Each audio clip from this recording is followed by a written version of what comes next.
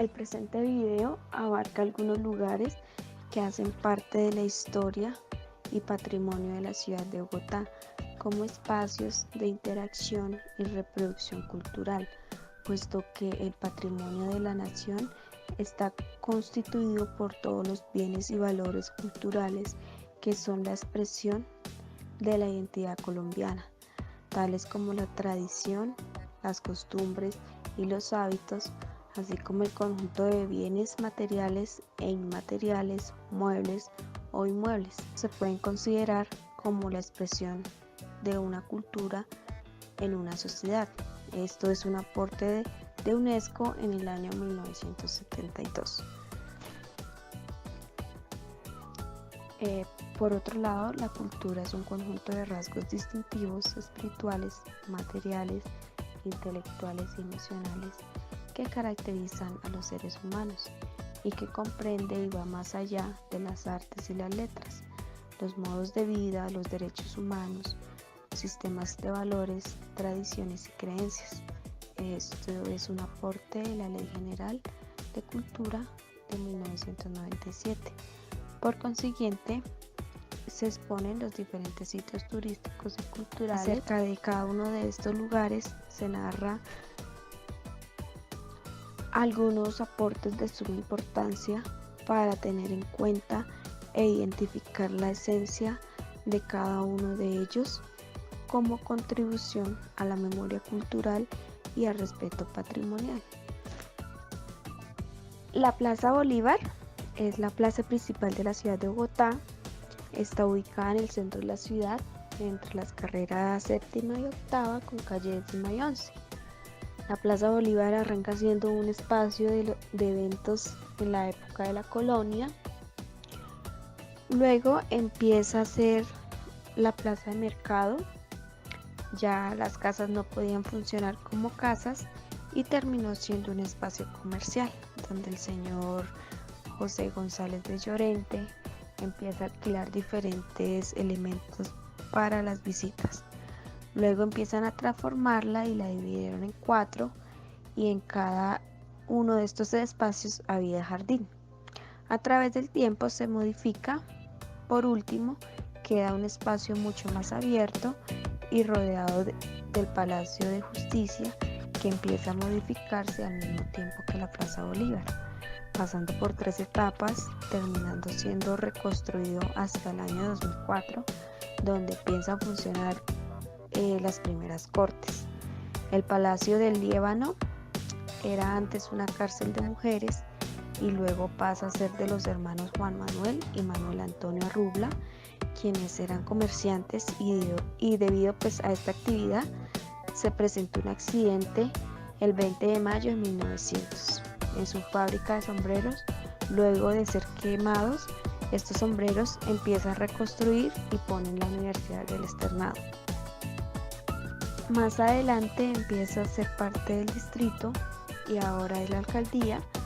Es construida por un arquitecto italiano llamado Pietro Cantini, que de hecho se enamora de la ciudad y realiza otras construcciones como el Teatro Colón y el Parque de los Periodistas. Para finalizar, también está la catedral. No solo existía, pues generalmente la construyeron como demostración en la religión, que es poderosa en la ciudad de Bogotá, y se realiza con una piedra que es traída desde Monserrate, y con esta piedra se construye la catedral. El Archivo General de la Nación fue construido por un arquitecto franco-colombiano llamado Rogelio Salmona, quien construyó varios espacios importantes de Bogotá y la Sabana, dejando en sus obras un tipo de características que lo representan, que son los ladrillos en los pisos, las alturas y los estilos en las ventanas. Su construcción del Archivo General de la Nación empieza en el año 1988 y termina en el 1994. Esta es una obra gigante porque tenía que ser un espacio donde estaba todo el tema de la documentación y la memoria del país. También Este diseñador hace en la parte de atrás del archivo un búnker donde ahí guardaban todos los documentos, y también pues no solo diseña el Archivo General de la Nación, sino que también hace otros como el Museo de Artes Modernos de Bogotá, el Eje Ambiental de la Avenida Jiménez, el conjunto de Nueva Santa Fe, el edificio de posgrados de Ciencias Humanas, Universidad Nacional y las torres del parque. Además, la importancia del recorrido para el arquitecto era presente en cada uno de sus diseños. Por otro lado, los archivos son memoria del país, ya que el Archivo General de la Nación se propone a fortalecer y actualizar lineamientos de salvaguarda del patrimonio documental colombiano, como modernización de los archivos públicos.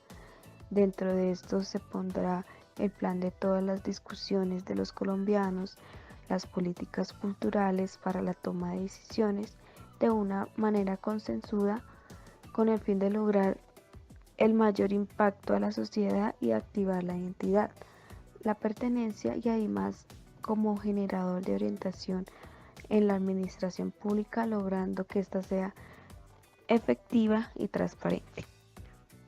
Unidades residenciales Nueva Santa Fe. Lo que hacen es comprar 9 manzanas y la idea era que cada una tuviera pequeños edificios de aproximadamente 4 pisos. En el primer piso se ponía pues todo lo comercial, es decir que si uno quisiera ir a un supermercado no tenía que desplazarse, sino que ahí en ese mismo espacio obtuviera lo necesario.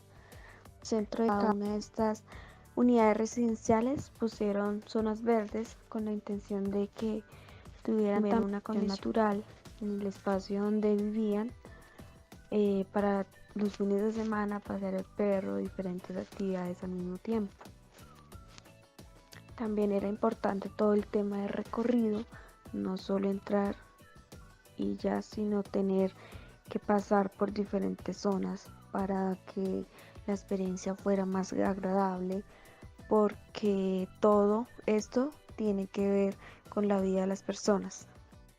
En el Carmen, esta iglesia fue diseñada por Giovanni Buscalión. Él realiza una labor muy importante en la arquitectura de Bogotá, ya que crea los centros culturales religiosos, y él nace el año 10 de marzo del año 1874 en Italia y muere el 20 de enero de 1941 en Bogotá. Este lugar es de los años 20, tenía que crear una iglesia por el tema de la evangelización de los indígenas, hace parte de la arquitectura religiosa que es importante en la ciudad. Al comienzo de la construcción fue en el año 1836 y finaliza en el año 1926. Asimismo, está catalogado como un monumento nacional de Colombia. Esta iglesia fue construida, se vio la necesidad de construir un nuevo templo. La religión evidentemente ha influido en grandes cambios en la nación y en ese desarrollo del país.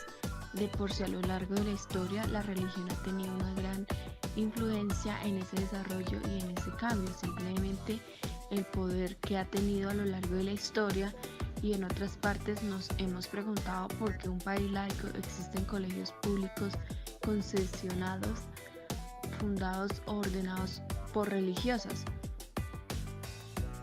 Centro Cultural Gabriel García Márquez. Es un espacio en el centro de Bogotá dedicado a todo lo que abarca la cultura y la literatura.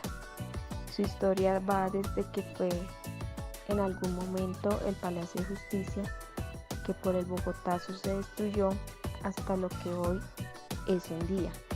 Su arquitecto, Rogelio Salmona, no pudo terminar de ver su construcción debido a su muerte en el año 2006.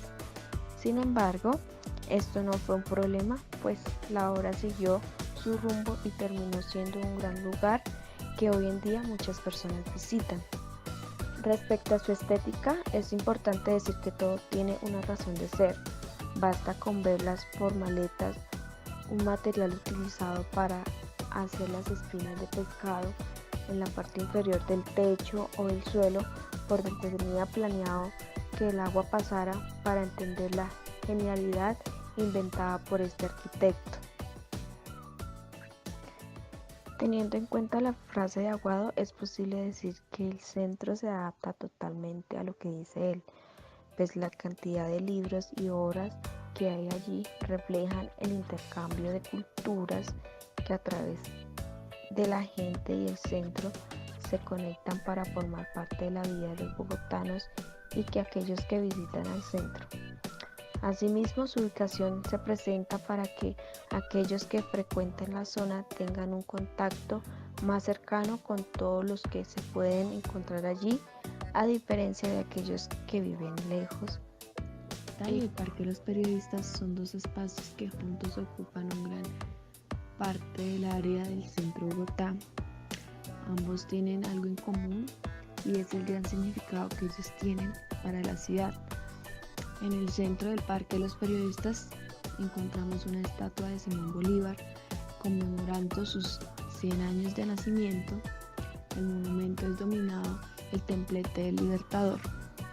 El ambiental se establece sobre toda la avenida Jiménez, una de las vías históricas de su ciudad, nombrada así para hacer memoria a Gonzalo Jiménez de Quesada. Además, llama la atención que el ambiente es básicamente un río canalizado que en la antigüedad era el río San Francisco. Hoy en día existen muchas crisis ambientales que son causas por la explotación de los recursos o por la economía. En ese sentido, me parece que los avances económicos deberían estar enfocados o cómo podemos beneficiarnos de los recursos sin necesidad de dañar el medio ambiente. Un ejemplo más concreto de esta situación es el fracking, donde por explotar recursos del medio ambiente sufre un impacto inmenso. De esta manera considero desfavorable que lo económico prime sobre lo ambiental, pues que aunque obtenemos un beneficio a corto plazo, a largo plazo nos estamos destruyendo como humanidad. Ambiental primara, podríamos tener a corto plazo un avance económico lento, pero a largo plazo estaremos prolongando todo lo que conocemos y quizás un punto de las tecnologías ya serían lo suficiente avanzadas como para dar un rendimiento alto sin desfavorecer todo lo que se considere a lo ambiental.